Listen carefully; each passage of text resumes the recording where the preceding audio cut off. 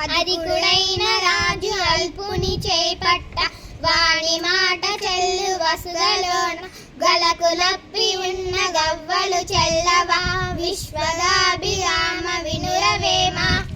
అనగనగ రాగమది చెల్లుచునుండు తినగ తినగ వేము తీయనుండు సాధనమున పనులు సమకూరు ధరలోన విశ్వదాభిరామ వినురవేమ అరుగాని చోట అధికుల మనరాజు కొంచెముండు తెల్ల కొదువ కాదు కొండ అద్దమందు కొంచెమై ఉండద విశ్వదాభిరామ వినురవేమ అంతరంగమందు అపరాధములు చేసి మంచి వాణి వలన మనుజుడుండు ఇతరులు ఎగరుకున్న ఈశ్వరుండెరగడ విశ్వదాభిరామ వినురవేమ అన్నమరుగనతనికి అన్నంబు పెట్టిన పారవేసు దాని ఫలితమేమి ధనికునకును సగు దానంబులటువ